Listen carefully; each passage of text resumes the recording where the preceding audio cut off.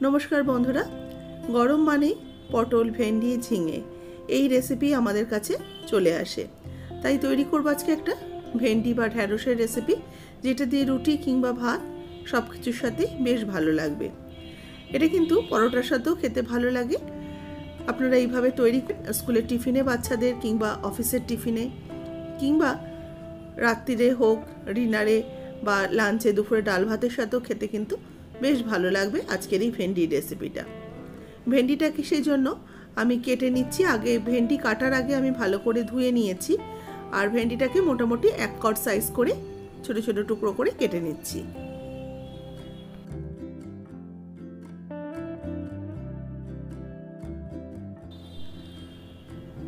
ঢেঁড়স বা ভেন্ডি আমার কাটা হয়ে গেছে। এবার এগুলোকে আমি একটা ডিশের মধ্যে তুলে নেব। যেহেতু আগে থেকে আমি ধুয়ে রেখে দিয়েছি, কাটার পর ধুলে কিন্তু বেশি পিচ্ছিল ব্যাপারটা বা স্লিপারি ব্যাপারটা চলে আসে। আর এর সাথে নিয়েছি একটা আলু। আলুটাকেও ছোট ছোট টুকরো করে কেটে নিচ্ছি।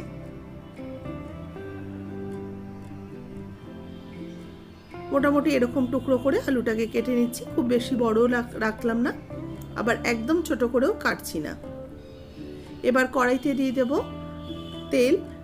2 চামচের মতো আমি 2 টেবিল চামচ তেল দিয়ে দিলাম। তেলটা ভালো করে গরম হয়ে গেলে দিয়ে দেবো কেটে রাখা ভেন্ডিগুলো। ভেন্ডিটাকে এবার একটু নাড়াচাড়া করে নিয়ে ভেন্ডিটাকে লাল করে ভেজে নেব।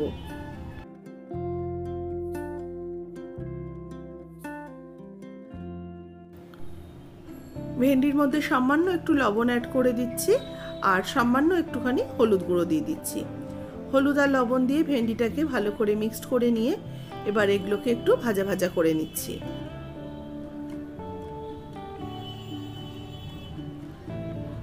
দেখুন, ভেন্ডিটা আস্তে আস্তে ভাজা হতে শুরু করেছে, আর ভেন্ডিটা বেশ সুন্দর, দেখবেন একটু তেল ছাড়তে শুরু করবে। মানে ভেন্ডি ভাজা হয়ে গেলে তেল কিন্তু খুব বেশি লাগে না, সেই জন্য বাদবাকি তেলটা বেশ বেরিয়ে আসে।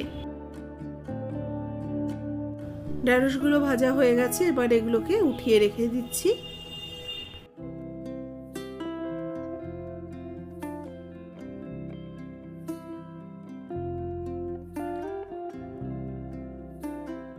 এবার ওই কড়াইয়ের মধ্যে আরো 1 চামচের মতো তেল দিয়ে দিলাম। কিছুটা তেল ছিল, আর 1 চামচের মতো তেল অ্যাড করলাম। এবার এর মধ্যে দিয়ে দেবো একটা শুকনো লঙ্কা আর একটু কালো জিরে। কালো জিরে আর শুকনো লঙ্কাটাকে একটু ফ্রাই করে নেব। কালো আর শুকনো লঙ্কা বেশ ভাজা হয়ে গেলে এর মধ্যে অ্যাড করে দেবো কোচানো পেঁয়াজ। পেঁয়াজটাকে আমি চৌকো চৌকো করে ছোট ছোট টুকরো করে কেটে নিয়েছি। পেঁয়াজ কুচিটা দিয়ে পেঁয়াজটাকে এবার হালকা করে ভেজে নেব। পেঁয়াজটাকে খুব বেশি লাল করে ভাজার প্রয়োজন নেই। মোটামুটি পেঁয়াজের লেয়ারগুলো খুলে আসবে আর একটু হালকা পিঙ্ক পিঙ্ক কালার হয়ে যাবে, ততক্ষণ পেঁয়াজটাকে একটু ভেজে নিচ্ছি।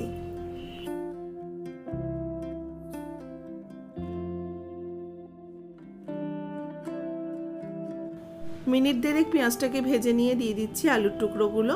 এবার আলুগুলোকে পেঁয়াজের সাথেও ভেজে নেব। এবার আলুগুলোকে একটু লাল লাল করে ভেজে নেব।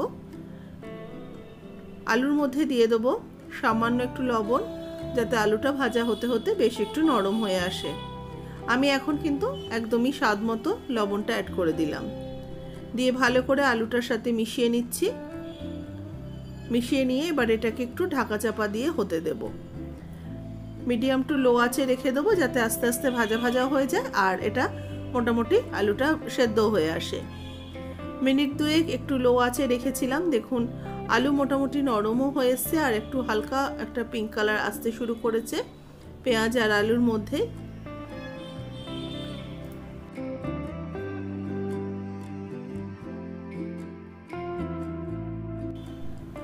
আঁচ কমিয়ে আস্তে আস্তে ভাজলে কিন্তু পুড়েও যাবে না, আবার সুন্দর একটা সোনালি রঙও চলে আসবে। এবার দিয়ে দিলাম একটু কোচানো টমেটো।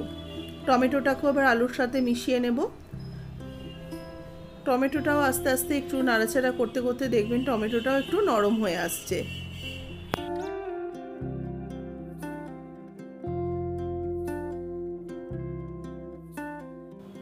কিছু গুঁড়ো মশলা অ্যাড করব। দিয়ে দিচ্ছি হলুদ গুঁড়ো 1/2 চা চামচ, লঙ্কার গুঁড়ো 1/2 চা চামচ, দেব জিরের গুঁড়ো 1/2 চা চামচ, আর দেব ধনের গুঁড়ো 1/2 চা চামচ।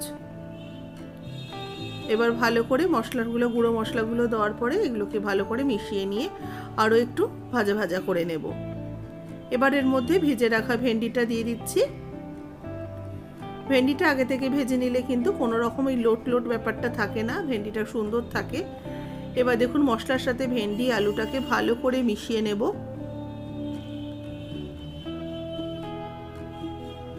এবার আমি হাতের ছিটা দিয়ে অল্প অল্প করে জল দিচ্ছি, একবারে জল দেবেন না, হাতের আঙ্গুলের মধ্যে জল নিয়ে সেটাকে একটু ছিটিয়ে ছিটিয়ে আমি জল দিয়ে দিলাম। এবার সেটাকে দিয়ে ভালো করে একটুখানি মিশিয়ে নিচ্ছি যাতে মশলাটা একটু মাখো মাখো হয়ে যায়। এবার কিছুক্ষণের জন্য ঢাকা দিয়ে রেখে দেবো। মিনিট 2-3 ঢাকা দিয়ে রেখেছিলাম, ঢাকাটা খুলে নিয়েছি। সবজিটা কিন্তু বেশ মশলার সাথে আলু, ভেন্ডি, টমেটো সব কিছু একসাথে বেশ একটু মাখো মাখো হয়ে গেছে। এটা একটু শুকনো শুকনো রেসিপিটা কিন্তু হবে। একটু ভালো করে ভাজা ভাজা করে নিচ্ছি, আর আলুটা সেদ্ধ হয়েছে কিনা একটু ভালো করে দেখে নিয়ে উপর থেকে দিয়ে দেবো একটু কসুরি মেথি। কসুরি মেথিটা উপর থেকে একটু ছড়িয়ে দিয়ে দিলাম। মেথিটা দিয়ে ভালো করে ভেন্ডি আলুর সাথে মিশিয়ে নিচ্ছি। একদমই তৈরি হয়ে গেছে, এবার নামিয়ে নেব। চটপট একটা ভেন্ডি আলুর রেসিপি, আপনারা রুটি, পরোটা কিংবা সাদা ভাত সব কিছুর সাথে খেতে পারেন। এই সবজিটা কিন্তু যেমন ব্রেকফাস্টেও চলবে, ডিনারে চলবে, আবার আপনারা অফিস হোক, বাচ্চাদের টিফিন বক্সে হোক, যে কোনোভাবেই আপনারা এটাকে দিতে পারেন। রুটি, পরোটা সব কিছুর সাথেই বেশি ভালো লাগবে। ভালো লাগলে রেসিপিটাতে একটা লাইক, শেয়ার, কমেন্টস করবেন। যারা নতুন দেখছেন অবশ্যই চ্যানেলটাকে সাবস্ক্রাইব করে পাশে থাকা বেল আইকনটা প্রেস করে দেবেন।